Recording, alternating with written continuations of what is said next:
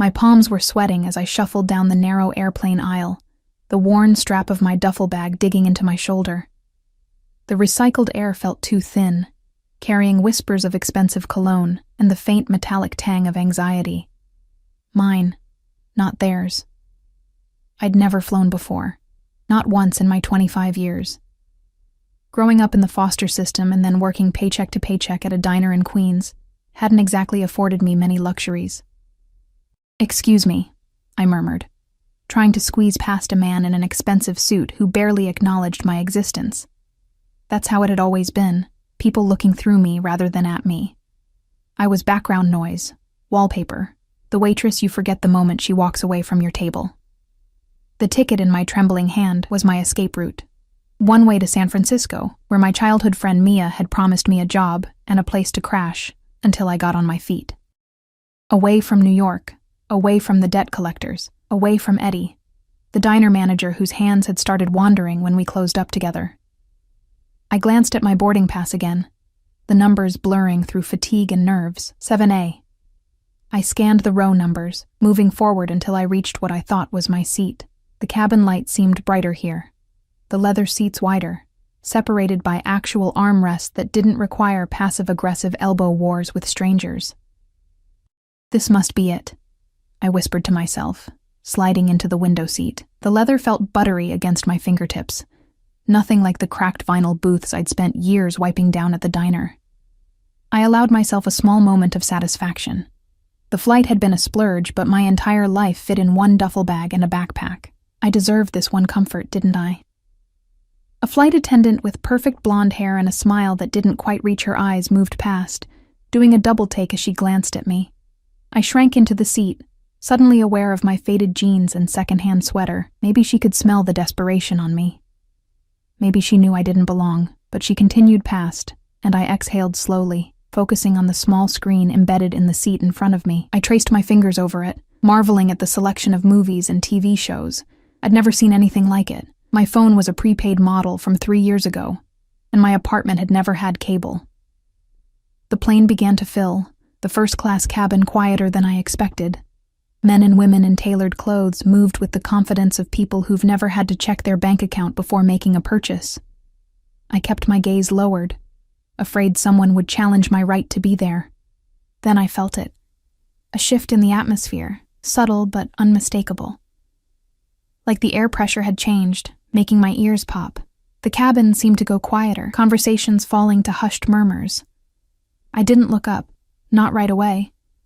Instead, I noticed the reactions around me, the slight straightening of backs, the curious glances, the sudden attentiveness of the flight attendants. He came into my peripheral vision like a storm front. Dark, imposing, inevitable. A tall figure in a perfectly tailored black suit that seemed to absorb light rather than reflect it. I caught fragments of him as he moved, strong hands with a heavy silver ring, broad shoulders that tapered to a narrow waist, dark hair cut close at the sides but longer on top. I dared a glance up and immediately regretted it. His face was arresting, all sharp angles and contrasts. High cheekbones, a strong jaw darkened with precisely maintained stubble, and eyes so intensely blue they seemed artificially lit from within. He couldn't have been more than 35, but authority radiated from him like heat. He wasn't alone. 2 men flanked him, their watchful eyes scanning the cabin in continuous sweeps. They moved with military precision, one taking position at the front of the first-class section, while the other stood near my row, his hand never far from the inner pocket of his jacket. The man, I couldn't think of him as just another passenger, stopped at the row behind mine. I could feel his presence like a physical weight against my back, could smell the subtle notes of sandalwood and something darker, more primal. Power had a scent, I realized. And money. Real money, old money. Not the crumpled bills I counted every night after my shift. "Mr. Russo, can I get you anything before takeoff?" The flight attendant who had barely glanced at me now hovered attentively, her smile genuine and eager. "Water, no ice." His voice was deep, with the barest hint of an accent I couldn't place. Italian, maybe? It held the quiet confidence of someone who never needed to raise it to be heard. I shifted in my seat, suddenly aware of the mistake I'd made. I must have read my boarding pass wrong. This was first class. I belonged in economy, with the other struggling waitresses and minimum wage workers. Panic bloomed in my chest, but I stayed frozen, hoping that maybe, if I remained perfectly still, no one would notice me until after takeoff. Then I could explain the mistake to a flight attendant, away from curious eyes and judgmental stares. The plane was nearly full now. I opened my boarding pass again, squinting at the numbers. My seat was 17A, not 7A. I'd made a rookie mistake, mistaking the 1 for a smudge on the paper. My cheeks burned with embarrassment. I'd have to get up, walk past the imposing man behind me, endure the stares as I made my way back to my rightful place. Just as I gathered my courage to stand, the blonde flight attendant appeared at my side. "Excuse me, miss." Her voice was honeyed, but her eyes were cool. "May I see your boarding pass, please?" I swallowed hard, handing over the crumpled paper. She examined it, her perfectly shaped eyebrows rising slightly. "I'm so sorry," I whispered, heat climbing up my neck. "I made a mistake. My seat is actually 17A. I can move right away." She opened her mouth to respond, but another voice cut through the air like a blade. "Is there a problem?" The man, Mr. Russo, had risen slightly from his seat, his gaze now fixed on our interaction. Up close, he was even more intimidating. A scar traced a thin white line along his jaw, the only imperfection in his otherwise flawless face. "No problem at all, Mr. Russo," the flight attendant said quickly. "This passenger is just in the wrong seat. She belongs in economy." His eyes found mine, and I felt the impact like a physical blow. They weren't just blue. They were arctic, calculating, assessing my worth in microseconds. I should have looked away, but I couldn't. Something in that gaze held me captive.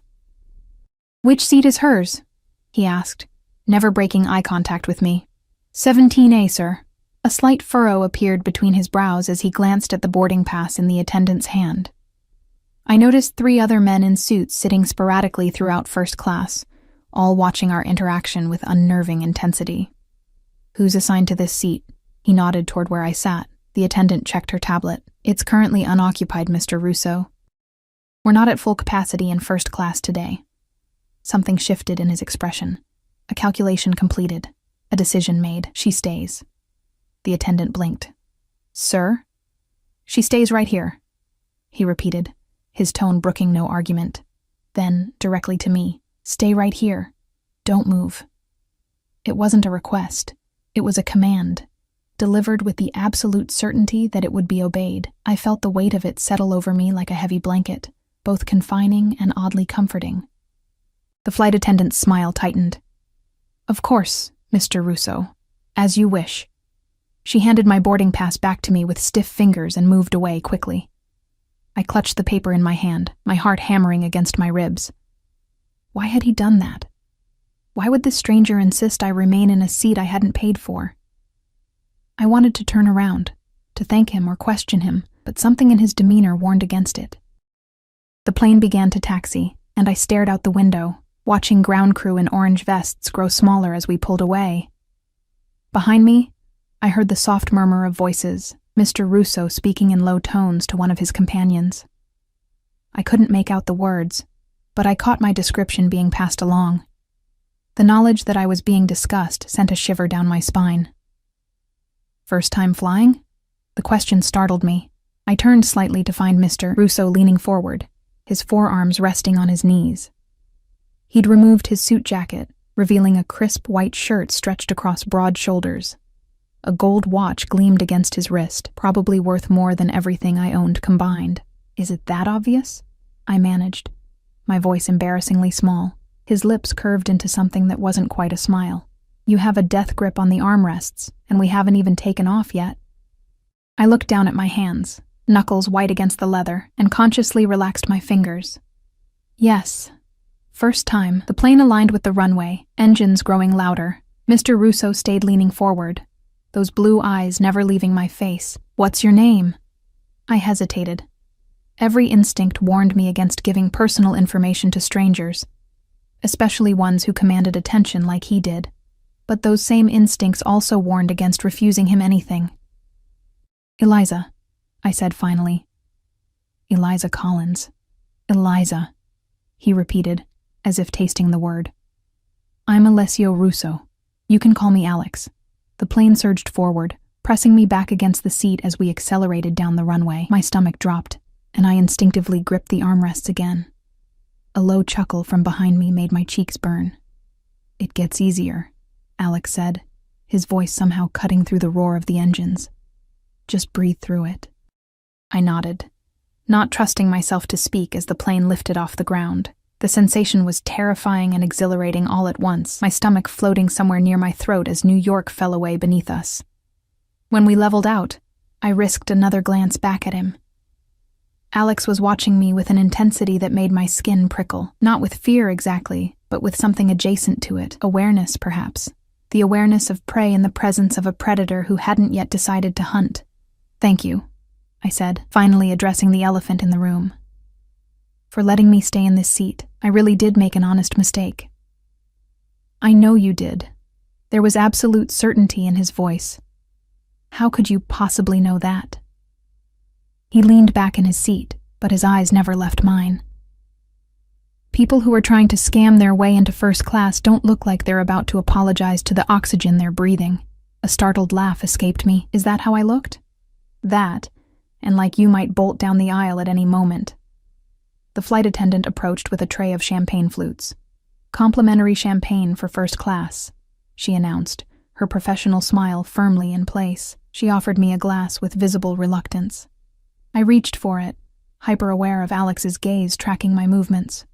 As my fingers closed around the delicate stem, I noticed a thin line of discoloration around my wrist where my sleeve had ridden up. A fading bruise, a souvenir from Eddie's parting gift when I'd given my notice at the diner. Alex noticed it too.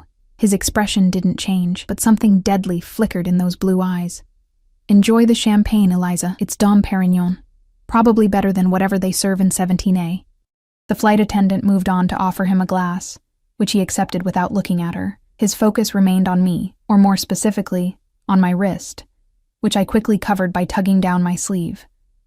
I sipped the champagne, the bubbles exploding on my tongue with a taste that was nothing like the $11.99 sparkling wine I'd bought to celebrate New Year's Eve alone in my apartment. It's good, I said inadequately. It should be, at $200 a bottle. He said it casually, without a hint of boasting. $200 for a bottle of alcohol. I could live for a week on that. I took another sip, trying to appreciate what might be my only chance to taste something so expensive. San Francisco, he said, nodding toward my boarding pass still clutched in my hand. Business or pleasure? Neither, really. I'm moving there. Fresh start. Running to something or away from something?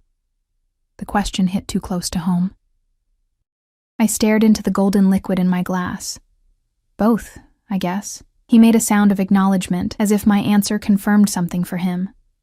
When I looked back, his eyes had softened marginally, though they lost none of their intensity. Sometimes both is the only answer that makes sense, he said. The plane hit a pocket of turbulence jostling us. My champagne sloshed dangerously close to the rim of the glass. Without thinking, Alex's hand shot out, steadying mine. His skin was warm, his grip gentle but firm. I froze, hyper-aware of the contact, of how long it had been since someone had touched me with any kind of care. Careful, he murmured, his fingers lingering for a heartbeat longer than necessary before he withdrew.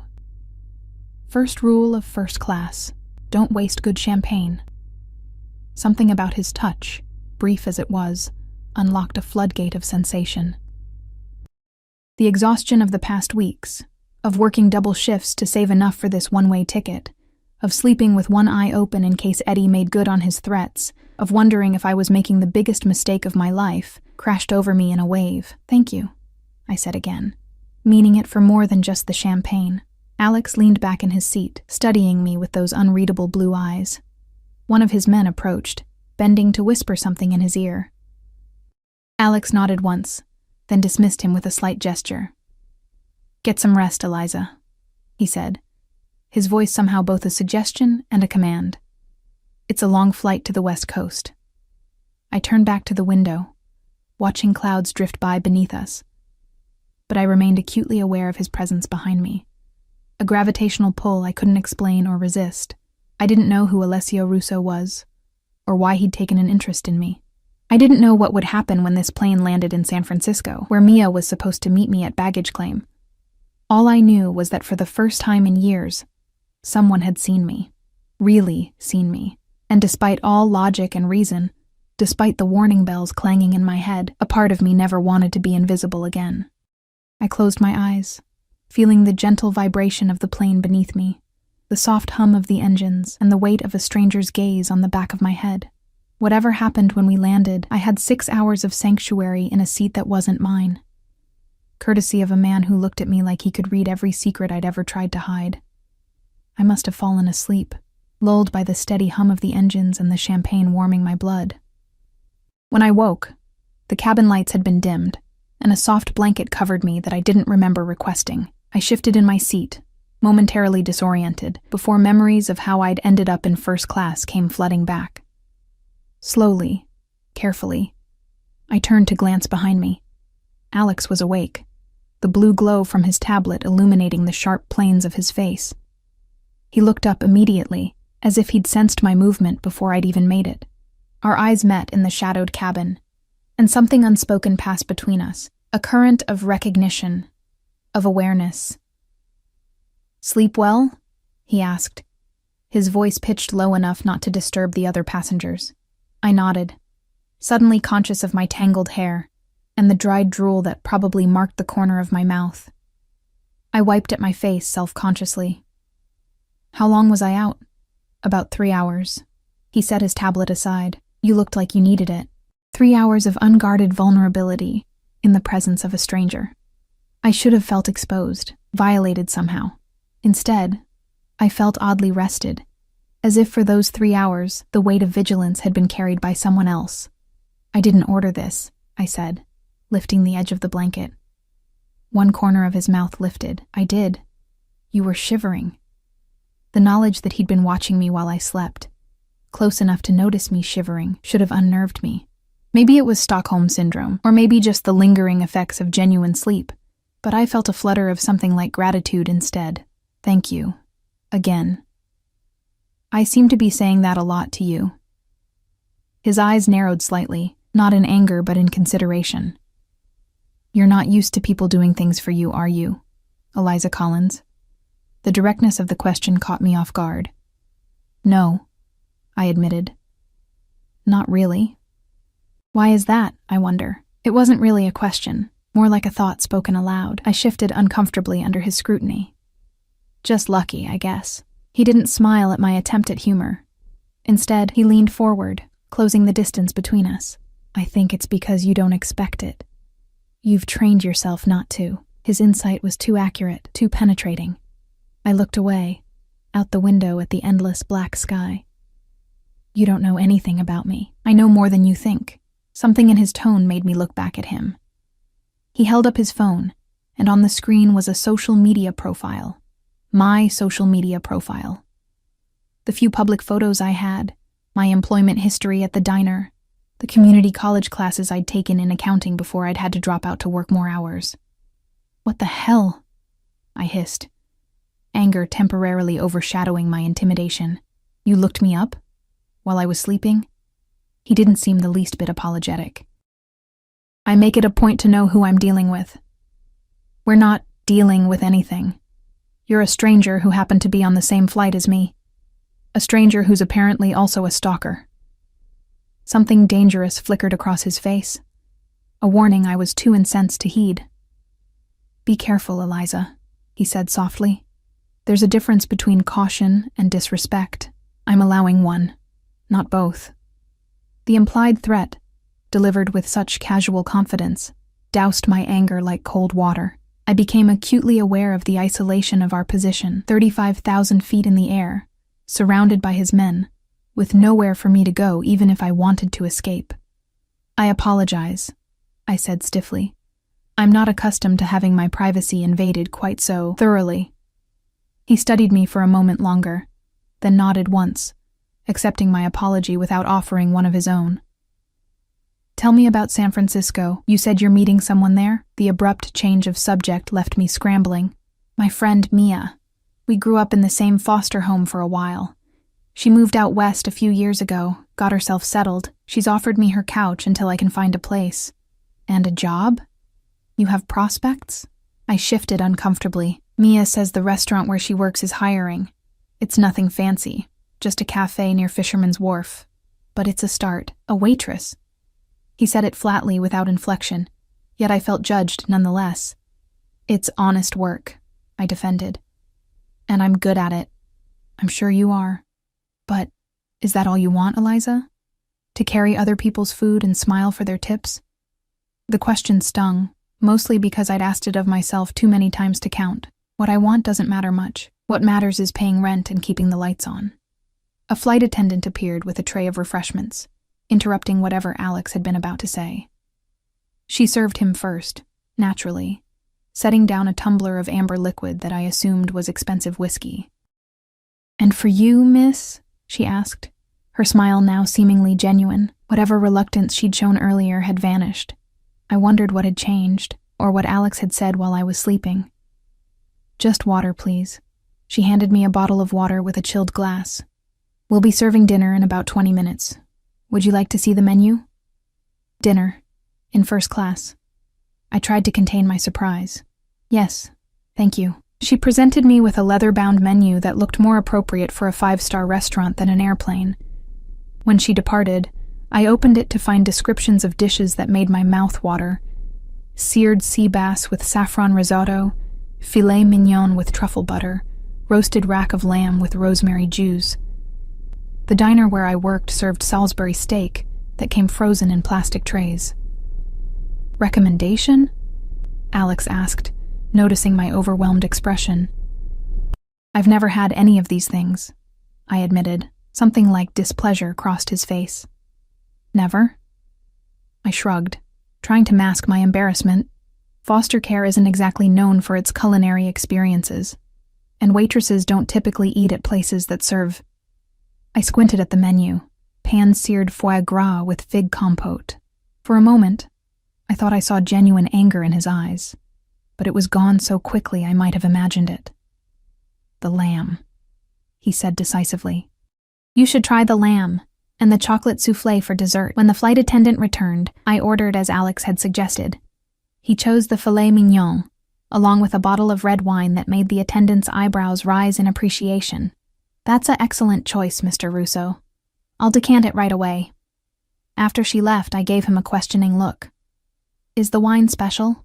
"It's a 2010 Chateau Lafite Rothschild, about $1,500 a bottle." I nearly choked on my water. "For wine? On an airplane?" A ghost of a smile touched his lips. "I have particular tastes." The food, when it arrived, was unlike anything I'd ever experienced. The lamb was tender and flavorful, the sauce rich and complex. Alex insisted I try his filet, cutting a piece and transferring it to my plate with a smoothness that spoke of years dining in fine establishments. He poured wine for both of us, watching with evident satisfaction as I took my first sip. "What do you think?" he asked. I struggled to find words that wouldn't betray my inexperience. "It's complex. I taste fruit, but also earth and something almost like leather." He looked genuinely pleased. "You have a good palate. Most people wouldn't catch those notes on their first try." The praise warmed me more than it should have. We ate in comfortable silence for a while, the rich food and wine creating a bubble of luxury that made the rest of the world seem distant and unimportant. "Tell me about New York," he said eventually. "What are you running from?" I set down my fork, appetite suddenly diminished. "I told you. I'm looking for a fresh start, and I told you I know more than you think." His eyes dropped to my wrist, where the bruise had been visible earlier. "Who was he?" The question was so direct, so penetrating, that I couldn't muster a denial. "My boss at the diner, Eddie. He got the wrong idea about our relationship." Alex's expression hardened. "Did he touch you without permission?" I stared down at my plate. "He tried, more than once. The last time I fought back. That's when he grabbed my wrist.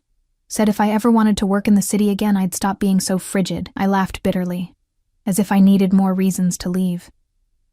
I didn't look up, afraid of what I might see in Alex's eyes. Pity, perhaps, or worse, disgust. When he spoke, his voice was controlled, but with an underlying current of rage that made me shiver. Eddie who? The question was so unexpected that I glanced up. What? His full name, the diner's address. Give them to me. A chill ran through me. Why? Because men like that don't stop with one woman. Because consequences exist for a reason. His eyes held mine, unflinching, because I asked. I should have been frightened by the implications. Instead, I felt a dark satisfaction unfurling in my chest. Eddie Brennan, Murphy's Diner on West 34th and 8th Avenue. Alex nodded once, then tapped something into his phone before setting it aside. I didn't ask what he'd done. Some questions are safer left unasked. The dessert arrived, a perfect chocolate soufflé that collapsed with a sigh when the server drizzled warm chocolate sauce over it. Alex watched me take my first bite, his eyes tracking the movement of the spoon to my lips with an intensity that made heat rise to my cheeks. Good? He asked, his voice dropping an octave. I nodded, unable to speak around the rich chocolate melting on my tongue. A small sound of pleasure escaped me before I could stop it, and his eyes darkened in response. You should experience pleasure more often, Eliza Collins, he said quietly. It suits you. The air between us shifted, charged with something I was too inexperienced to name but instinctive enough to recognize. Danger and desire inextricably linked. I forced myself to break eye contact, focusing on finishing my dessert while my heart hammered against my ribs.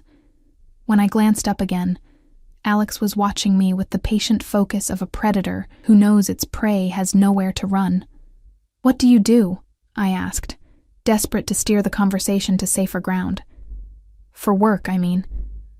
I'm an import-export, primarily high-end goods between Europe and North America. That sounds vague.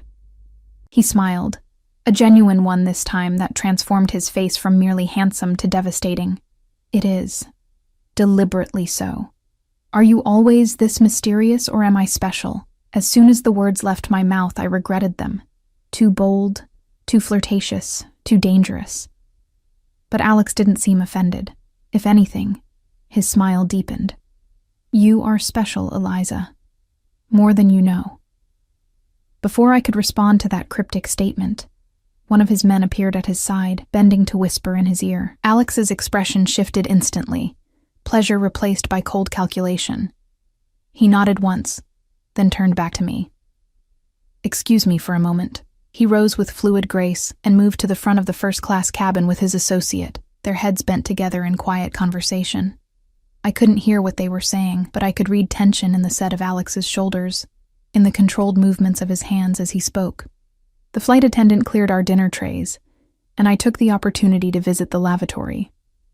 Inside the surprisingly spacious bathroom, I stared at my reflection in the mirror. My cheeks were flushed, eyes bright from wine and something else. Excitement, maybe, or fear. Both felt remarkably similar at that moment. What are you doing? I whispered to my reflection. This man is a stranger, a dangerous stranger. But that wasn't quite true anymore, was it? In the space of a few hours, Alessio Russo had seen parts of me I rarely showed anyone. My vulnerability, my anger, my pleasure. And I had glimpsed enough of him to know that whatever business he conducted, it operated in shadows deeper than I'd ever ventured. When I returned to my seat, Alex was back in his face a carefully composed mask of neutrality. But his knuckles were white where he gripped the armrest, betraying the tension he was trying to conceal. Everything okay? I asked cautiously. He glanced up, seemed to consider how much to say, then made a decision. A minor business complication. Nothing that can't be handled. By your employees. I nodded toward the men positioned throughout the cabin. Associates. He corrected smoothly. And yes. The cabin lights dimmed further, signaling that it was time for passengers to sleep during the overnight flight. Around us, people reclined their seats, donned sleep masks, settled in for the remaining hours of the journey. You should rest, Alex said. We still have a few hours before landing. I hesitated. I don't think I can sleep anymore, too much on my mind. He studied me for a moment, then reached into his carry-on and extracted a slim leather case. From it, he removed a book, a well-worn copy of The Great Gatsby. "Here," he said, offering it to me. "If you're going to be awake, you might as well have something to occupy your thoughts." I took the book, our fingers brushing in the exchange. "You carry literature in your carry-on?" "I find Fitzgerald to be excellent company on long flights." I opened the book carefully, noting the dog-eared pages and margin notes written in a strong, angular hand. "This is your personal copy." "Yes. And you're letting me borrow it." He tilted his head slightly. "Is that so strange? It feels intimate." His eyes held mine in the dimness. "Does that make you uncomfortable?" It should have. Everything about this situation should have made me uncomfortable. Instead, I found myself drawn deeper into whatever web was being woven between us. "No," I admitted. "It doesn't."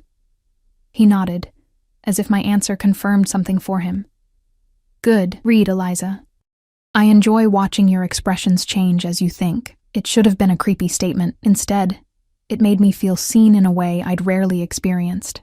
I turned my attention to the book, aware of his gaze on me as I began to read the familiar opening lines.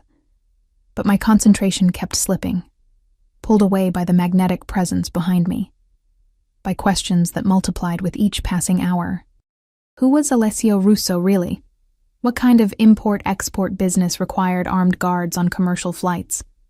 Why had he taken such an interest in me, a nobody waitress with nothing to offer someone like him? And most importantly, what would happen when this plane landed and the brief, surreal bubble of first-class luxury burst around us? After about an hour of pretending to read while my thoughts chased themselves in circles, I felt a light touch on my shoulder.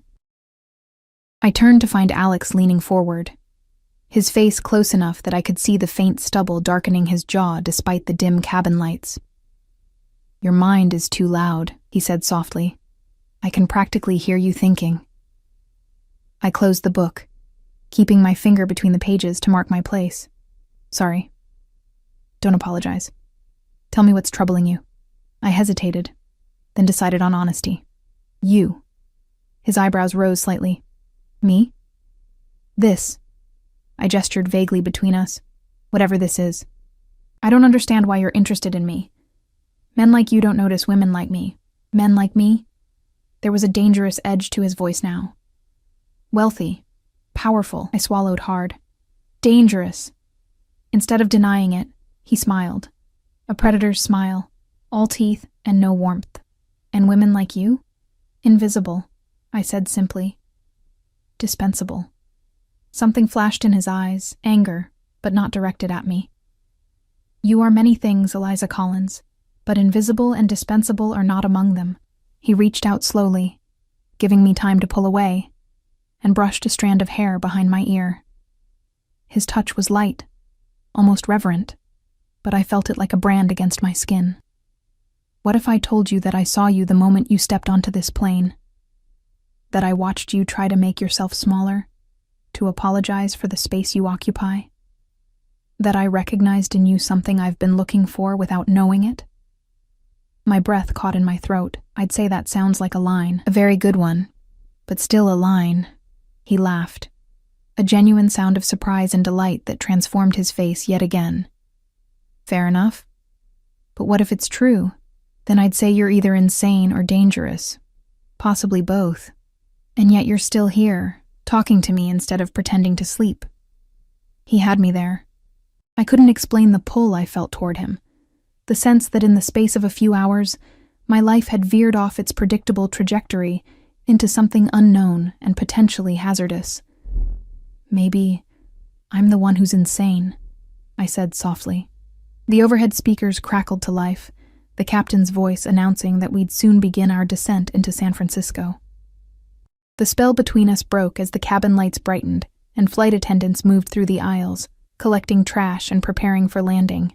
I handed the book back to Alex, our fingers lingering together longer than necessary. "Thank you. It's one of my favorites." "Keep it," he said, closing my fingers around the worn cover. "A souvenir of your first flight. I couldn't. It's yours. It has your notes in it. That's why I want you to have it." His eyes held mine, intense and unreadable. something to remember me by, as if I could forget him, as if the few hours spent in his orbit hadn't already altered something fundamental within me. The plane began its descent, the change in altitude making my ears pop. San Francisco appeared below us, a sprawl of lights against the darkness, the iconic Golden Gate Bridge illuminated against the night sky. A new city, a new beginning. But suddenly, the future I'd been so desperate to reach felt hollow compared to the intensity of the present moment. What happens when we land? I asked, the question that had been circling my mind for hours finally escaping. Alex's expression gave nothing away. That depends on you, Eliza. On me? How? He leaned closer, his voice dropping so only I could hear him. When we reach the gate, you have a choice to make. You can go to baggage claim, meet your friend Mia, start your new life as a waitress by the wharf. He paused, his eyes never leaving mine.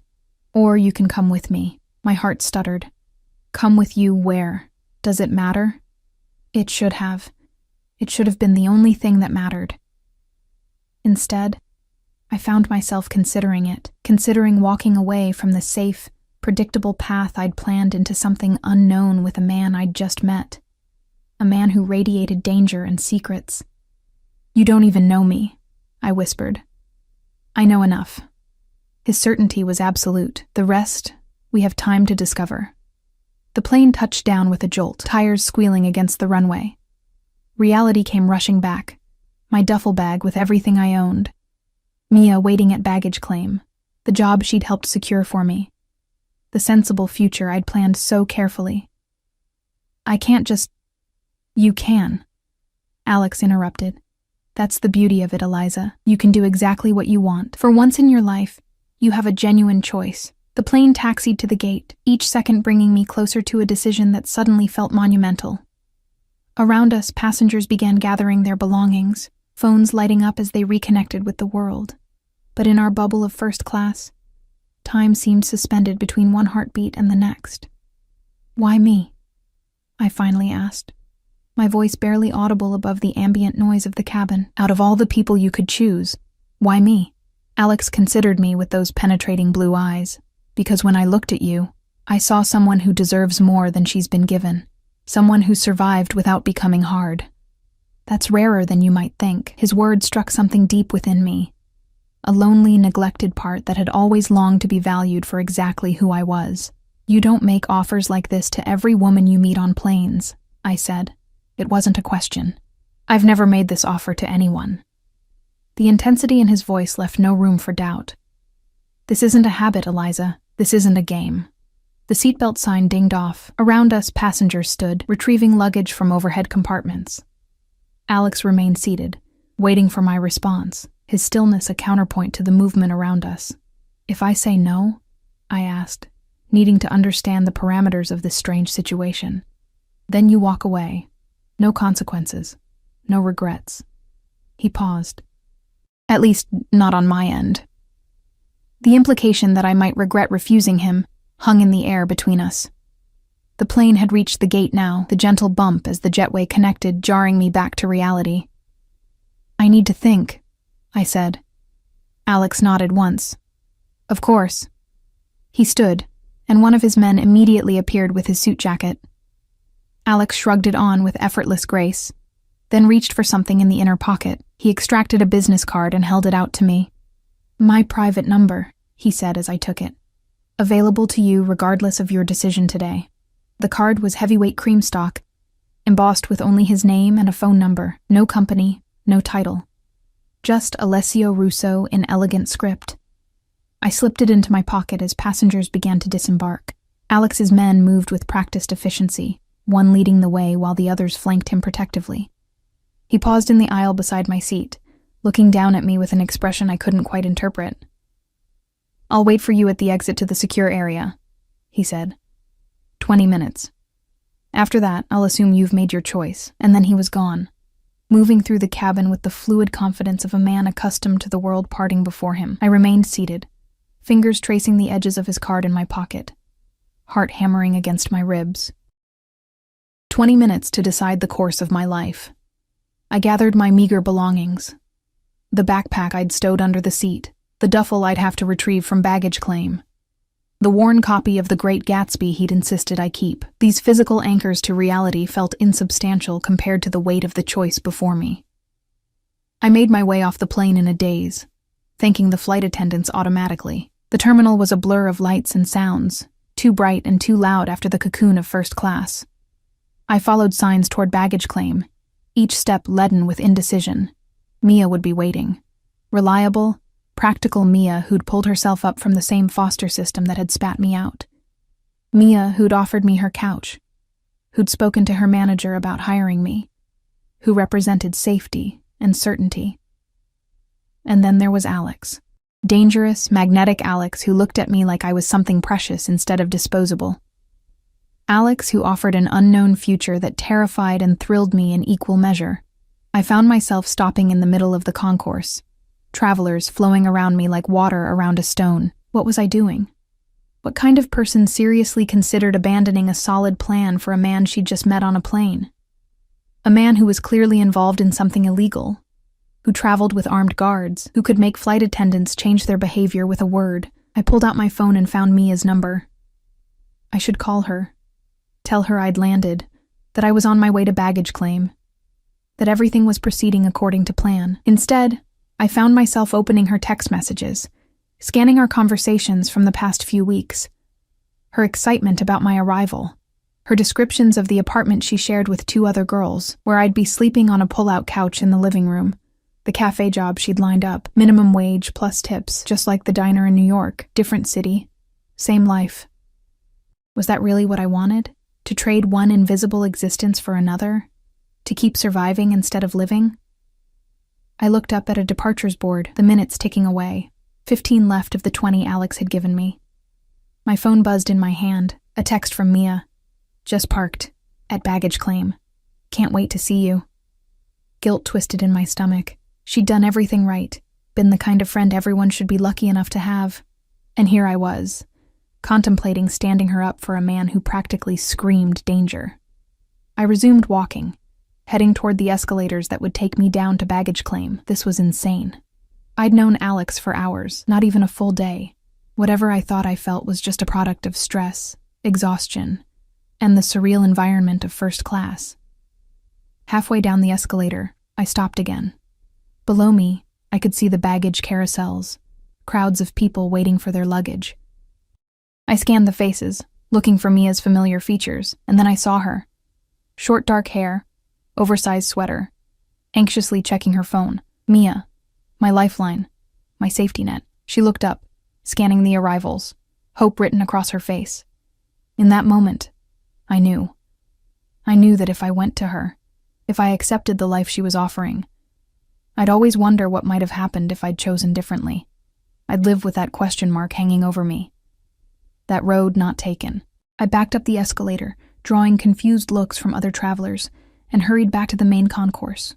10 minutes left. My heart raced as I retraced my steps, moving against the flow of passengers. I didn't know if I was making the right choice. Objectively, it was probably the wrong one, but it was my choice. Perhaps the first truly autonomous decision I'd made in a life defined by reacting to circumstances rather than creating them. I reached the exit from the secure area, where arriving passengers emerged to meet those waiting for them. And there he was, standing slightly apart from the crowd, his men positioned strategically nearby. Alex wasn't looking for me. He was on his phone, his expression serious, authoritative. This was a man accustomed to giving orders and having them obeyed without question. What was I doing? Before I could reconsider, his eyes lifted, scanning the crowd with the focused intensity I'd come to recognize. When he saw me, something shifted in his expression. Surprise, followed by satisfaction. He put away his phone and waited, not approaching, giving me the space to make my final decision. I walked toward him, each step feeling both terrifying and inevitable. When I reached him, I stopped, my duffel bag suddenly heavy on my shoulder. "You're here," he said simply. "I am. And your friend?" I swallowed hard.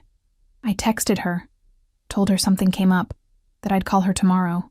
It was a coward's move, I knew. Mia deserved better, but I couldn't bear to see her face when I told her I was abandoning our plans for a man I barely knew. Alex nodded, not commenting on my methods. Are you certain, Eliza? This isn't a decision you can unmake. The gravity in his voice should have sent me running.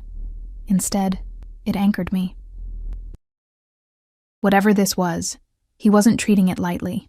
I'm not certain of anything, I admitted, except that I'd regret walking away. Something like approval flashed in his eyes. He extended his hand to me, a simple gesture laden with significance. I hesitated only a moment before placing my palm against his. His fingers closed around mine, warm and secure. "Come," he said, "the car is waiting." He led me through the terminal, his men moving around us like a well-choreographed dance, one ahead clearing the way, others behind and beside us, creating a bubble of space in the crowded airport. People seemed to instinctively move aside, sensing something in their bearing that commanded deference.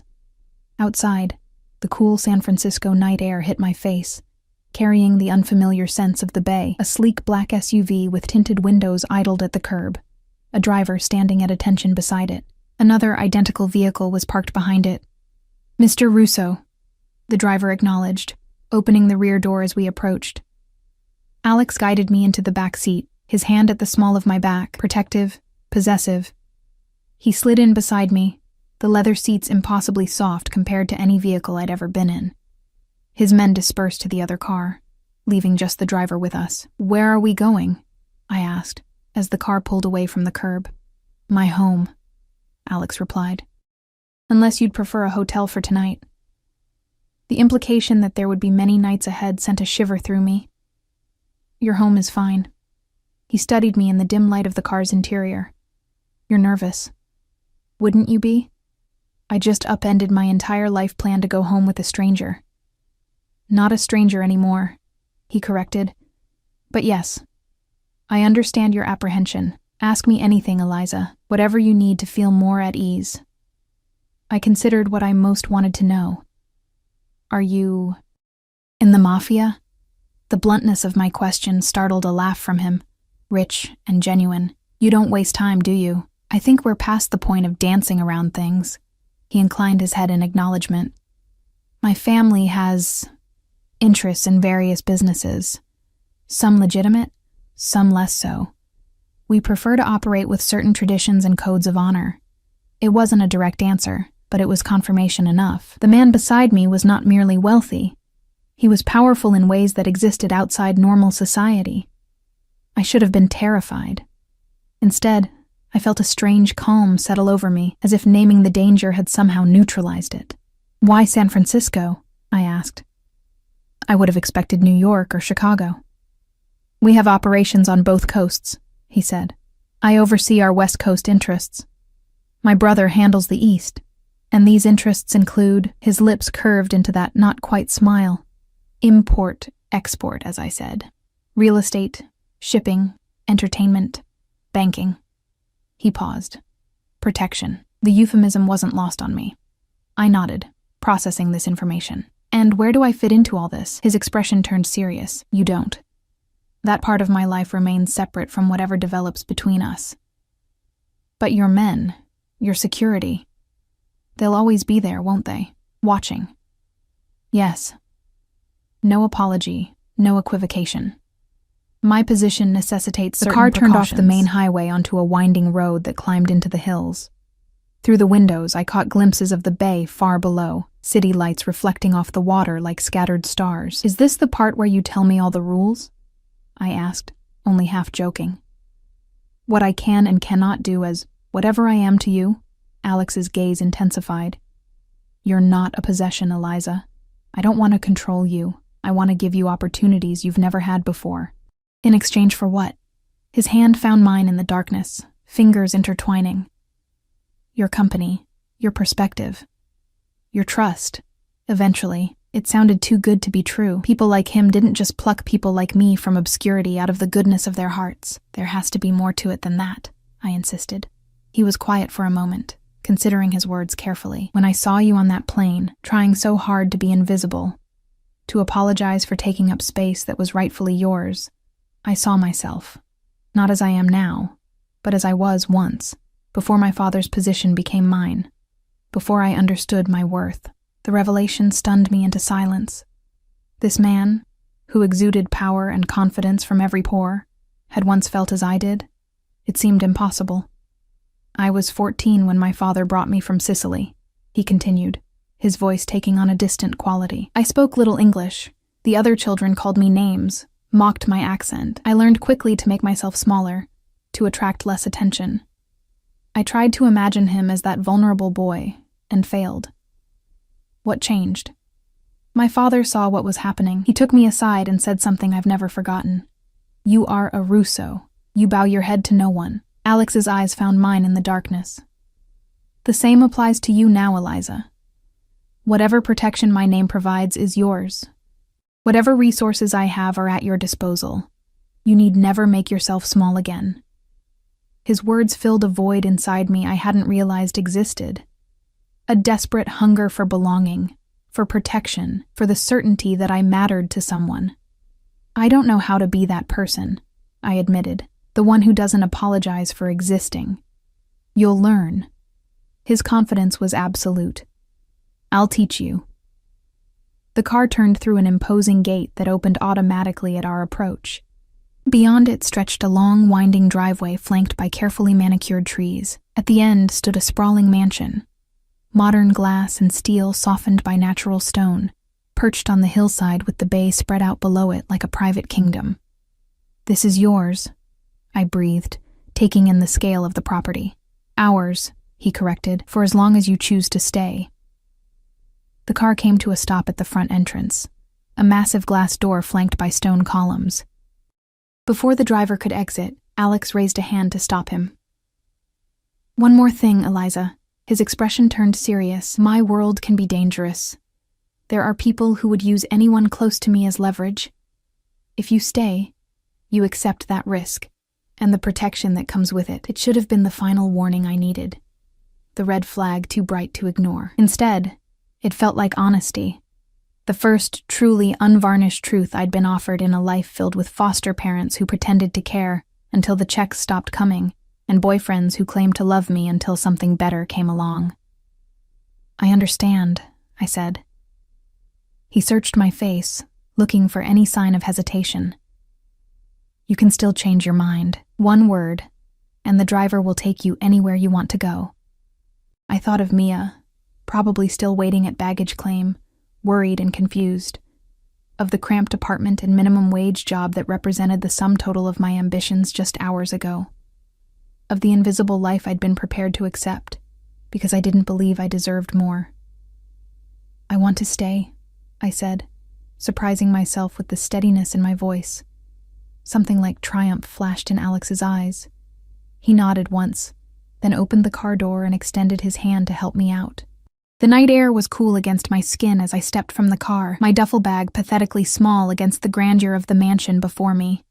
Alex's hand rested at the small of my back, guiding me toward the entrance. The massive door opened before we reached it, revealing a woman in her 50s, with silver-streaked dark hair, pulled into a neat bun. Her expression betrayed no surprise at my presence, just calm efficiency. "Good evening, Mr. Russo," she said, stepping aside to let us enter. "Sophia, this is Eliza Collins," Alex said as we crossed the threshold. "She'll be staying with us. Please prepare the blue suite." Sophia nodded, her dark eyes taking my measure with a single glance. "Of course, sir. Would you like dinner served?" I suddenly realized how long it had been since the meal on the plane. Hours had passed, and it was now well past midnight on East Coast time.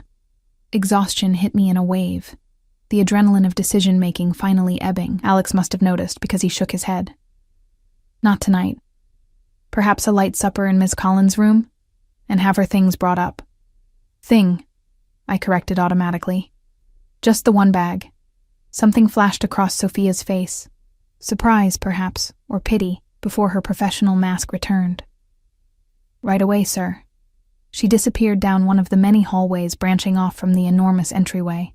I took in my surroundings with wide eyes, trying not to gape openly at the luxury surrounding me. The foyer alone was larger than my entire New York apartment, with soaring ceilings and a chandelier that looked like it belonged in a European palace. The floors were polished marble, the walls adorned with what appeared to be original artwork. Through an archway, I glimpsed a living room with floor-to-ceiling windows overlooking the twinkling lights of San Francisco below. This is... I trailed off, unable to find adequate words. Ostentatious? Alex suggested, a hint of amusement in his voice. I was going to say intimidating, I admitted. He took my hand, his thumb tracing circles on my palm. It's just a house, Eliza. Bigger than most, certainly, but still just walls and floors and windows. Easy for him to say, I thought. He'd grown up in this world of wealth and power. To me, it was like landing on an alien planet where I didn't speak the language or understand the customs. Sophia reappeared. The blue suite is ready, sir. I've had Ms. Collins's bag taken up, and a light supper will be served shortly. Thank you, Sophia. That will be all for tonight. She nodded and withdrew, leaving us alone in the vast entryway. Come, Alex said. You're exhausted. Tomorrow is soon enough for a proper tour. He led me up a sweeping staircase to the second floor, down a hallway lined with more artwork. Modern pieces that probably cost more than I'd earn in a decade. We stopped at a set of double doors, which he opened to reveal what he'd called the Blue Suite. It was, in fact, a full apartment within the house.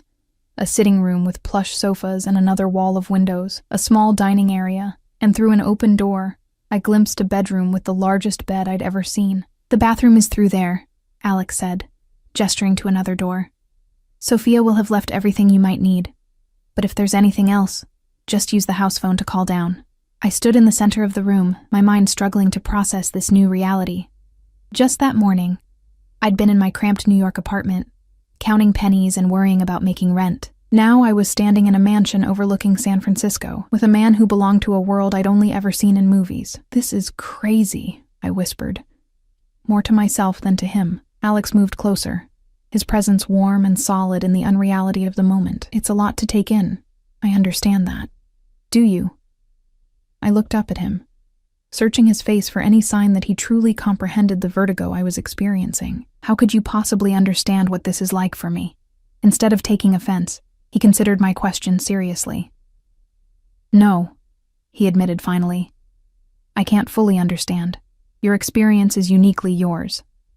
All I can do is try to make the transition as comfortable as possible. His honesty disarmed me. I'd expected platitudes or dismissal, not genuine acknowledgement of the gap between our worlds.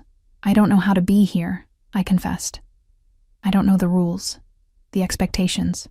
I don't even know what I'm supposed to call you. Alex, he said simply. Just Alex. And there are no rules, Eliza. No expectations beyond those of basic courtesy. You're not my employee or my subordinate. What am I then? He reached out, his fingers brushing my cheek with surprising gentleness. My guest. For now. What comes next, we'll discover together. The tension between us shifted, electricity humming in the space where his skin touched mine. I was acutely aware of how close he stood, of the subtle scent of his cologne, of the heat radiating from his body. A knock at the door broke the moment. Alex stepped back, his expression carefully neutral as he called, "Enter." A young man in a black uniform wheeled in a cart laden with covered dishes. He set it near the small dining table, nodded respectfully to Alex, and departed without a word. Your supper, Alex said. I'll leave you to rest. You've had a long day. He moved toward the door, and panic suddenly flared in my chest. For all my uncertainty, the thought of being left alone in this strange place was somehow worse. Wait, I said, the word escaping before I could consider it. Will I see you in the morning? He paused, turning back to me with an expression I couldn't quite read. If you wish. I do. The admission felt more vulnerable than it should have. Something softened in his eyes. Then I'll have breakfast served on the terrace at 9. Sophia will show you the way. He hesitated, then closed the distance between us once more. Slowly, giving me every opportunity to step away, he leaned down and pressed his lips to my forehead, a gesture so unexpectedly tender that my breath caught. Sleep well, Eliza Collins, he murmured against my skin. Tomorrow begins a new life for you. Then he was gone, the door closing softly behind him, leaving me alone with my racing thoughts and a future that had transformed completely in the space of a single day. I woke disoriented, sunshine streaming through floor-to-ceiling windows I didn't recognize. For a moment, panic gripped me. Where was I? Then the events of yesterday cascaded back in a rush of memories. The plane, Alex. The decision that had altered the trajectory of my life in a single moment. I sat up, taking in my surroundings properly in daylight. The bed was enormous, draped in linens so fine they felt like water against my skin. The bedroom itself was the size of my entire New York apartment, decorated in soothing shades of blue and cream. French doors led to a private balcony overlooking the bay. San Francisco spread out below like a miniature model city. A soft knock at the door pulled me from my reverie. "Yes?" I called, suddenly conscious of my rumpled appearance. Sophia entered, carrying a garment bag and a small tray with a steaming cup. "Good morning, Ms. Collins. I've brought you coffee and some clothing options." "Thank you, but I have clothes," I said, glancing at my duffel bag in the corner. Sophia's expression remained carefully neutral. "Of course. Mr. Russo merely suggested these might be more comfortable for breakfast on the terrace. The mornings can be quite cool here." She laid the garment bag on a nearby chair and set the coffee on the bedside table. "Breakfast will be served at 9, as Mr. Russo mentioned. The bathroom is fully stocked with toiletries, and there are robes in the closet. Will you need anything else?" The normalcy with which she treated this bizarre situation, as if it were perfectly ordinary for strange women to appear overnight in her employer's home, was somehow more disorienting than the luxury surrounding me. "No, thank you," I managed. Sophia nodded. "I'll return at 8:45 to escort you to the terrace." When the door closed behind her, I sipped the coffee, rich, dark, and perfectly prepared, while eyeing the garment bag with suspicion. How had Alex arranged for clothes in my size overnight?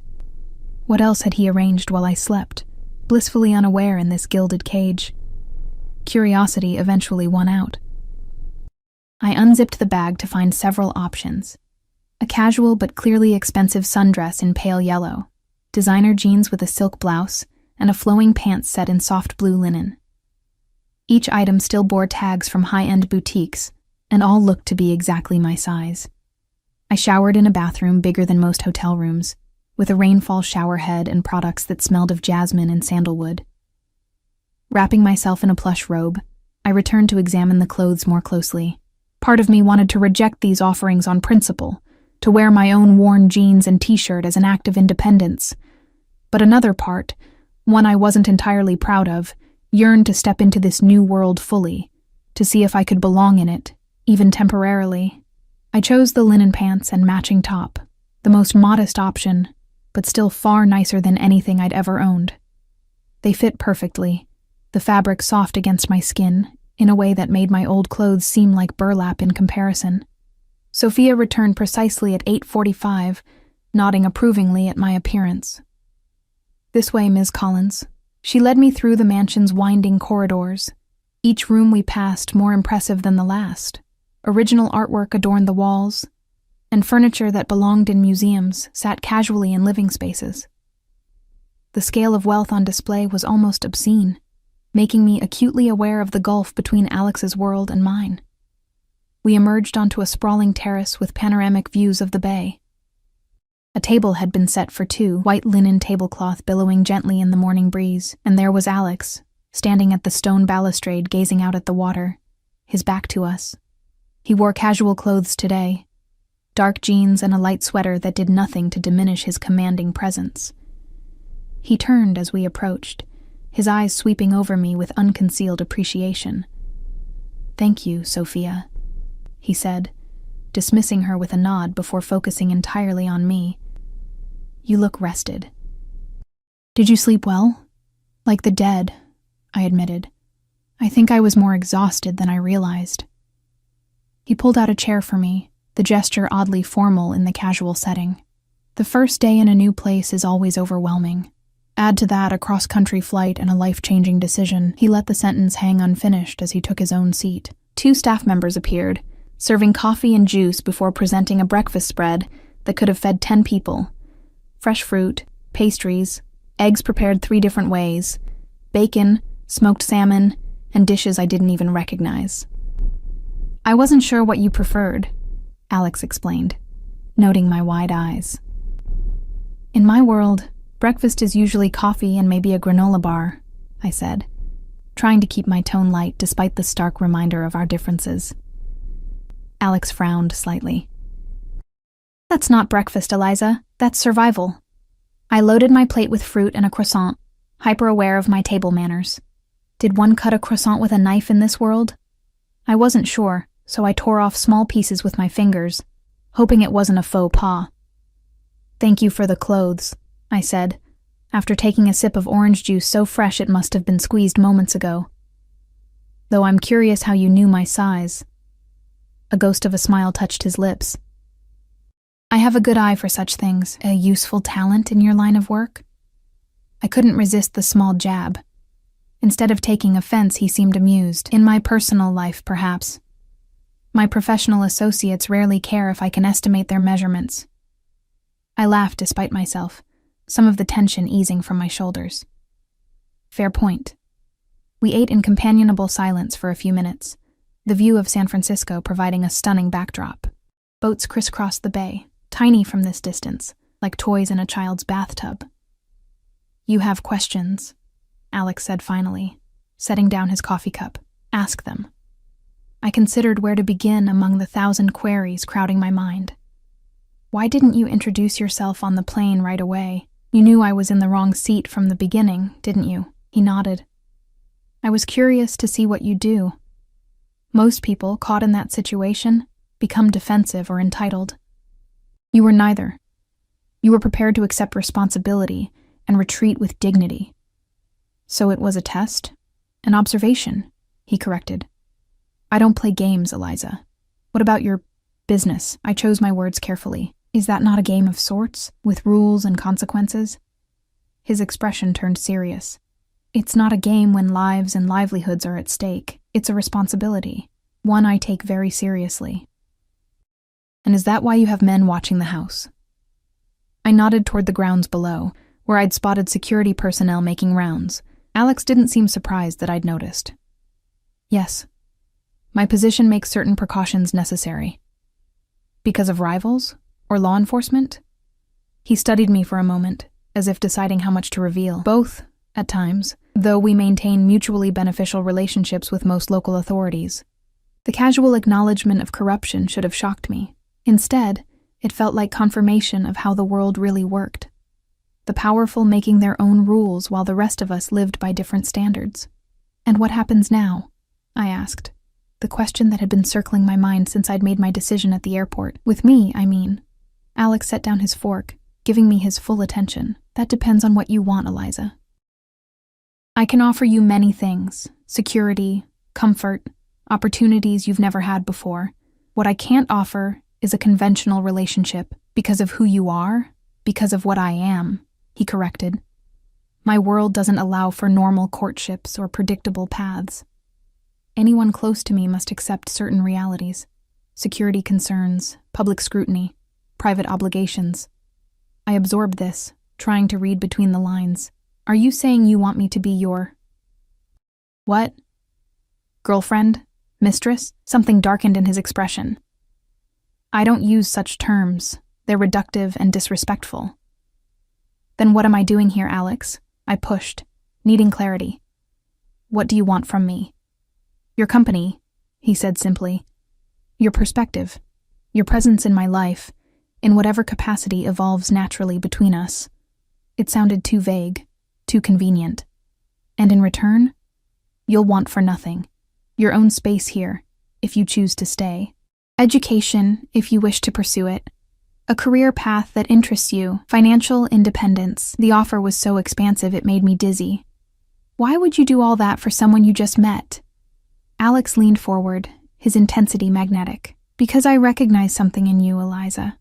A resilience, an untapped potential, and because I'm in a position to offer opportunities that would otherwise be closed to you. Most men who approach women on planes aren't offering scholarships and careers, I pointed out dryly. He acknowledged this with a slight tilt of his head. I'm not most men. No, I agreed, you're not. A comfortable silence fell between us as I processed his words. Below on the grounds, I noticed more security personnel changing shifts, a subtle but constant reminder of the world I'd stepped into. I should call Mia, I said suddenly, guilt washing over me. She deserves a real explanation, not a cryptic text message. Alex nodded. Of course. Use the phone in your suite. It's secure. The implication that normal phones might not be secure was another reminder of the shadows surrounding his life. But before I could dwell on it, a man in a suit approached our table. I recognized him as one of Alex's security team from the plane. Mr. Russo, he said, his voice low. Antonelli called. The shipment at the docks needs your attention. There's been a discrepancy. Alex's expression hardened instantly, all warmth vanishing like a light switched off. He gave a curt nod, and the man retreated. I apologize, Alex said, rising from the table. Business requires my attention. Feel free to explore the grounds. The gardens are particularly nice this time of year. Sophia can show you to the library if you prefer to read. I should return by dinner. Just like that. He shifted from the attentive host to the businessman with pressing matters elsewhere. It was jarring to witness the transformation, to see the mask of civility slip, to reveal the power beneath. Of course, I said, trying to hide my disappointment. Your work is important. He paused, studying my face. Then, in a gesture that surprised me, he leaned down and brushed his lips against my cheek.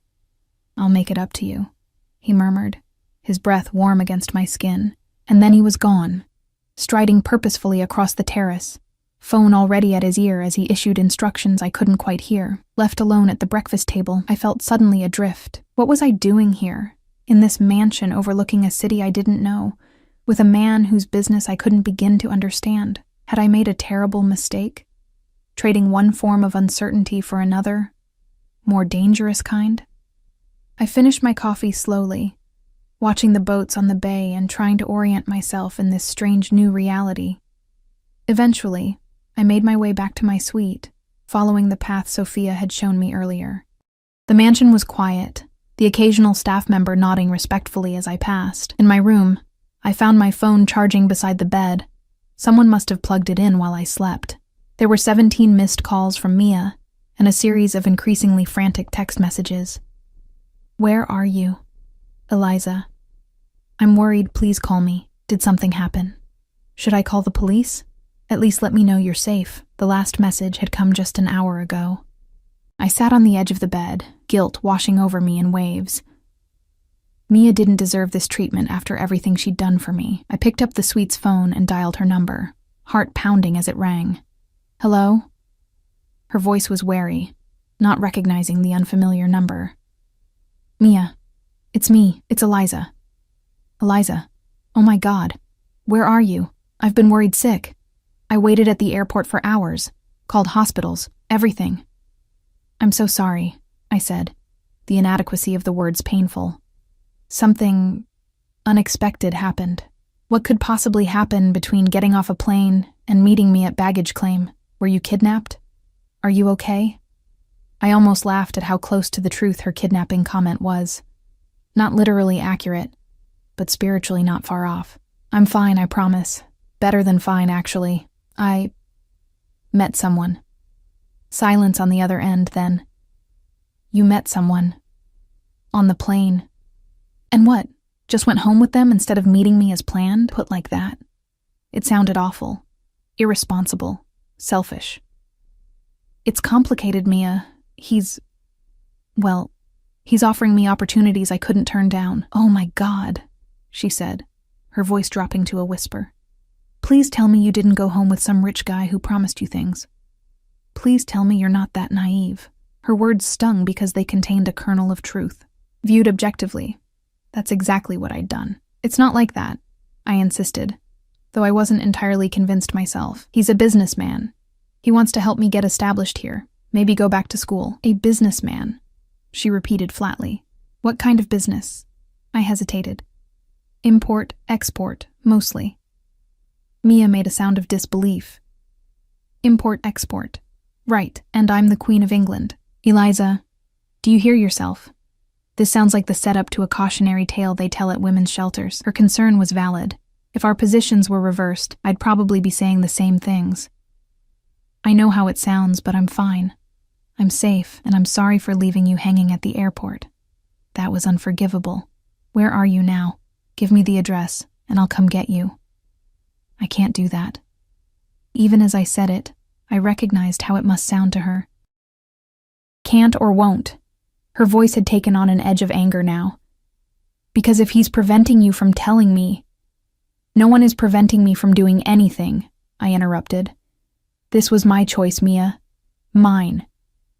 Maybe it's the wrong one, but it's mine to make.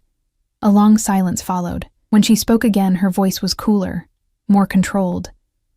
Fine, it's your life, but not if, when this blows up in your face, my couch will still be available. Assuming you're not in pieces at the bottom of the bay. Mia. No, I get it. The waitressing job and cramped apartment weren't glamorous enough. You wanted the fairy tale. Just be careful what you wish for, Eliza. Not all princes are charming, and some castles are really prisons. Before I could respond, she hung up. I sat with the phone in my hand, her words echoing in my mind. Was she right? Was I being hopelessly naive? I moved to the balcony, gazing out at the spectacular view that now felt slightly tainted. In the distance, I could see the Golden Gate Bridge, shrouded partially in the city's famous fog. Somewhere beyond it was Mia's apartment, the life I'd planned, the safe choice I'd abandoned. A knock at the door pulled me from my thoughts. I opened it to find Sophia, her expression as professionally neutral as ever. Ms. Collins. Mr. Russo asked me to inform you that he's been delayed. He suggests you make use of the pool or gardens this afternoon, and he'll join you for dinner at 7. Thank you, Sophia. I hesitated, then added, Actually, I was wondering if I might see the rest of the house. I don't want to wander around lost. Something like approval flickered in her eyes. Of course. I'd be happy to give you a tour. For the next hour, Sophia guided me through the mansion, each room more impressive than the last. There was a library with floor-to-ceiling bookshelves, a home theater that rivaled commercial cinemas, a gym equipped with machines I couldn't even name, and an indoor pool in addition to the outdoor one I'd glimpsed from my balcony. Throughout the tour, I noticed subtle but unmistakable security measures, cameras in discreet locations, staff members who looked more like guards than household help, reinforced doors to certain areas Sophia politely described as Mr. Russo's private offices. By the time we returned to my suite, my head was spinning with impressions and questions. I thanked Sophia, who reminded me that dinner would be at 7 in the small dining room, small being a relative term in this house, I'd learned. Left alone, I explored my suite more thoroughly, discovering a walk-in closet that now contained not just the options Sophia had brought that morning, but an entire wardrobe of clothes in my size. Dresses, pants, tops, even nightwear and lingerie, all still with tags from designer boutiques. The gesture was simultaneously thoughtful and presumptuous. Alex had anticipated my needs, but also assumed I'd stay long enough to require a complete wardrobe. The realization left me with conflicting emotions, gratitude mixed with unease at being so easily provided for, as if I were a doll to be dressed and positioned in his world. I spent the afternoon by the outdoor pool, reading a book I'd borrowed from the library while trying to process the whirlwind changes in my life. The sun was warm, the view spectacular, and staff appeared periodically to offer refreshments or adjust umbrellas for my comfort. It was easy to see how one could become accustomed to this life, to slip into the role of the kept woman in the mansion on the hill, but Mia's warning nagged at me, along with my own misgivings about the source of Alex's wealth and power. As the sun began its descent toward the horizon, I returned to my suite to prepare for dinner, my mind no clearer than it had been that morning. I was still adrift in unfamiliar waters, clinging to the life raft Alex had unexpectedly thrown my way, but one question remained, haunting me as I dressed for dinner in clothes that didn't feel like mine. Was I escaping one trap only to willingly walk into another? I chose a simple black dress from the new wardrobe, the fabric draping elegantly while remaining modest. My reflection in the full-length mirror startled me. I looked like someone else, someone who belonged in this world of wealth and power. The transformation was superficial, of course, but unsettling nonetheless. Sophia arrived precisely at 7 to escort me to dinner. She led me through the mansion's winding corridors to what she'd called the small dining room, a space that could comfortably seat 12, but had been set for an intimate dinner for 2. Crystal chandeliers cast a warm glow over the polished mahogany table, and floor-to-ceiling windows offered views of the city lights now twinkling in the dusk. Mr. Russo will join you shortly, Sophia informed me before disappearing, leaving me alone in the imposing space. I wandered to the windows, watching as San Francisco transformed from day to night. Tiny pinpricks of light outlined the Golden Gate Bridge, and boats moved across the darkening bay like floating lanterns. It was breathtakingly beautiful, and so far removed from the life I'd known that it felt like a dream from which I might suddenly wake. I've always found that view therapeutic. I turned to find Alex standing in the doorway, still in business attire, but with his tie loosened and jacket removed. He looked tired, the perfect composure I'd observed earlier now showing faint cracks. "Rough day?" I asked. A shadow crossed his face. "Business complications. Nothing for you to worry about." He crossed the room to join me at the window, standing close enough that I could feel the heat radiating from his body. "You look beautiful," he said, his eyes taking in the dress with appreciation. "Thank you, though I can hardly take credit for it." I gestured to the outfit. This was in the closet, along with an entire department store's worth of clothes. "Do you disapprove?" he asked, watching my reaction carefully. "I'm just not used to people buying me things without asking, especially not entire wardrobes." "Would you have preferred to wear your old clothes? Or would you have preferred I take you shopping and watch you check price tags, calculating what you could afford?" His insight was uncomfortably accurate.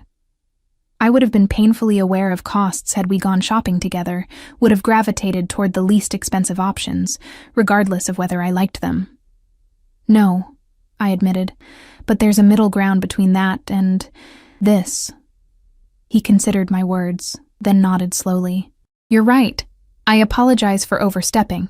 I'm accustomed to solving problems efficiently rather than considering the emotional implications."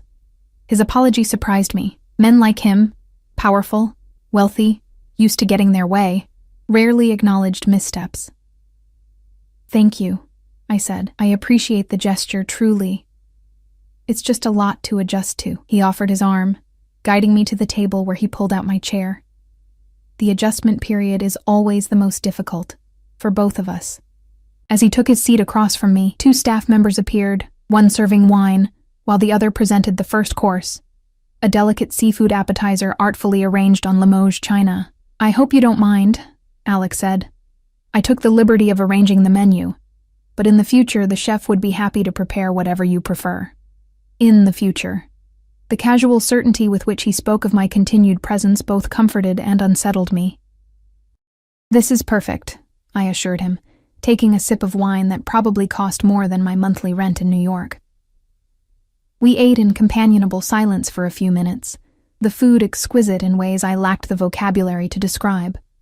Finally, I gathered my courage to ask the question that had been nagging at me all day. "Alex, what exactly happened at the docks today?" His fork paused halfway to his mouth, his expression instantly guarded. "Business matters. Nothing that concerns you." "I think it does concern me," I countered gently.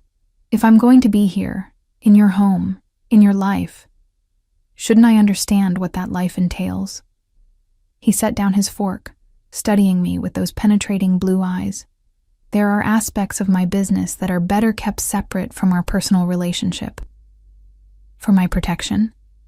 I couldn't keep the skepticism from my voice. "Yes," he said simply. "The less you know about certain operations, the safer you are, both from external threats and from legal complications." Legal complications. The euphemism hung between us, a reminder of the shadows that surrounded his empire. "I'm not asking for trade secrets," I said, "but if I'm going to make an informed decision about staying here, I need to understand who you really are. Not just the man who enjoys Fitzgerald and drinks $1,000 wine, but the one who makes people nervous when he walks into a room." Alex was quiet for so long I thought he might refuse to answer. When he finally spoke, his voice was measured, controlled. "There was a shipment arriving from Sicily. Specialty goods that pass through specific channels to avoid excessive taxation and regulatory hurdles." He paused, choosing his words carefully. Someone attempted to renegotiate terms after delivery. That required my personal attention. I read between the lines easily enough. Smuggled goods. Attempted extortion or theft, a response that had required the boss himself to intervene, likely not with polite conversation. "Did you hurt anyone?" I asked, the directness of my question surprising even me. His expression remained impassive. "I resolved the situation." "That's not an answer." "It's the only one I'm prepared to give." His tone wasn't unkind, but it made clear that particular line of questioning was closed. The staff reappeared to clear our plates and serve the main course, a perfectly cooked steak for him, herb-crusted salmon for me. As they worked, I noticed the heavy silver ring on Alex's right hand had a small scratch that hadn't been there at breakfast. I didn't comment on it. When we were alone again, Alex changed the subject. "I've arranged for a car and security detail to be at your disposal, should you wish to explore the city." "My own security detail?" I couldn't hide my surprise. "Is that really necessary?" "Unfortunately, yes. My position makes it necessary to take precautions with anyone close to me." He took a sip of wine. "But they're discreet. You'll hardly notice their presence." Somehow I doubted that. "And the car? Let me guess. Bulletproof?" He didn't smile. "Yes."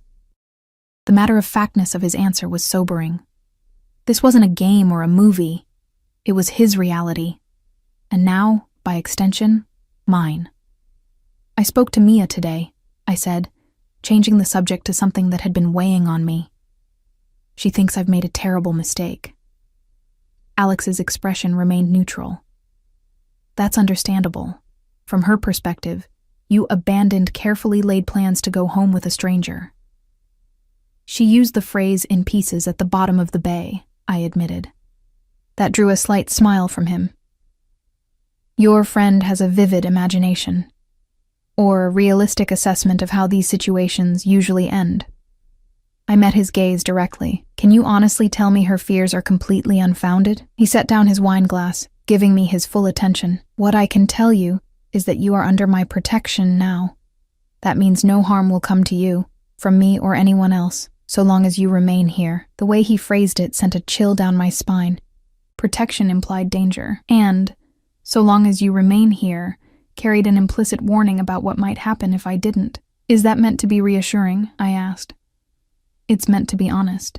He leaned forward slightly. "I won't insult your intelligence by pretending my world is without risks, but I can promise that within it, you are safer than you've ever been." The irony wasn't lost on me. Safety in the shadow of danger. Protection from the very man others feared. "And if I decided to leave?" I asked, the hypothetical hanging between us. Something darkened in his eyes. "Are you planning to?" "I'm trying to understand the parameters," I clarified, "whether this gilded cage has a door that opens from the inside." For a moment, anger flashed across his face, quickly controlled but unmistakable. "This is not a cage, Eliza. You're free to leave anytime you choose. I would provide you with the means to establish yourself comfortably elsewhere, ensure your security, and wish you well." I studied his expression, looking for any sign of deception. "Just like that? No consequences. Just like that." His voice was steady. The only consequence would be the opportunities lost, for both of us. The tension between us eased slightly. I took another bite of the perfectly prepared salmon, considering his words. If what he said was true, then I truly did have a choice: to stay in this world of luxury and danger, or to walk away with more resources than I'd had before. The staff returned to clear the main course, serving an exquisite chocolate dessert that melted on my tongue. As I savored it, a thought occurred to me. "What about Eddie?" I asked. "At the diner. You had me give you his information on the plane." Alex's expression remained carefully neutral. "What about him? Did you do something?" He took a deliberate sip of wine before answering. "Eddie Brennan no longer manages that diner. He's decided to pursue opportunities elsewhere, quite far elsewhere, and he's developed an unfortunate case of broken fingers that will make grabbing women's wrists difficult for the foreseeable future." I should have been horrified. Instead, a dark satisfaction settled in my chest. "You had that done for me? Someone you just met?" "I had it done because men like Eddie deserve consequences," he corrected. That it benefited someone I found interesting was a happy alignment. The casual way he spoke of violence was a stark reminder of who he truly was beneath the polished exterior. Yet I couldn't summon the moral outrage I should have felt. Eddie had hurt others before me, and would have continued had someone not stopped him. "Thank you," I said finally, surprising myself with my sincerity. Alex nodded once, accepting my gratitude without comment. The conversation shifted to lighter topics as we finished dessert. His recommendations for places I might enjoy in the city, books from his library he thought I might like. After dinner, he suggested a walk through the gardens, now illuminated by subtle landscape lighting. The night air was cool, carrying the scent of roses and the distant salt tang of the bay. Security personnel maintained a discreet distance as we strolled along stone pathways between carefully tended beds. "I've enrolled you in classes at the university," Alex said casually, as if he were commenting on the weather. "Starting next semester. Business administration and accounting, if I recall correctly from your previous coursework. Unless you'd prefer something different." I stopped walking, stunned by the presumption. "You what?" He turned to face me, apparently surprised by my reaction. "I thought you'd be pleased. You mentioned wanting to finish your degree." "On the plane, yes, but that doesn't mean you get to make those decisions for me without asking." Understanding dawned in his eyes. I've overstepped again." "Significantly?" I confirmed, crossing my arms. Instead of becoming defensive, he considered me thoughtfully. "You're right. I apologize. I'm used to efficiency. Seeing a need and addressing it immediately. People aren't problems to be solved, Alex. I appreciate the intention, but I need to make my own choices." He nodded slowly. "I understand. The enrollment can be canceled if you prefer to handle it yourself, or change to a different program if accounting no longer interests you." His willingness to acknowledge the error and correct it softened my irritation. "Thank you. And it's not that I don't want to go back to school. I do. I just need to feel like I'm building my own life, not having one constructed for me." "A fair distinction," he acknowledged. "I'll try to be more mindful of it." We resumed walking, a comfortable silence falling between us. The gardens opened onto a terrace overlooking the city, where a stone bench offered a place to sit and admire the view. Alex guided me there with a gentle hand at the small of my back. "Despite my missteps," he said as we sat, "I hope you're not regretting your decision to come here." I gazed out at the twinkling lights of San Francisco, considering the whirlwind changes of the past 36 hours. "I don't regret it," I said honestly. "It's overwhelming and sometimes frightening, but also exhilarating." "Exhilarating," he repeated, satisfaction evident in his voice. "I like that." He was sitting close enough that our shoulders nearly touched, his presence both intimidating and magnetic. When he turned to face me, his expression had softened in the moonlight, making him look younger, more vulnerable. "I want to kiss you, Eliza," he said, the directness of the statement stealing my breath. "May I?" The formality of the request was oddly touching. This powerful man who could arrange violence with a phone call, who commanded fear and respect in equal measure, asking permission for something so simple as a kiss. Instead of answering with words, I leaned toward him, closing the distance between us. His lips met mine with surprising gentleness, the contact soft and questioning at first, then more insistent as I responded. His hand came up to cradle my face, fingers tangling in my hair as the kiss deepened. I'd been kissed before, of course, but never like this, never with such focused intensity.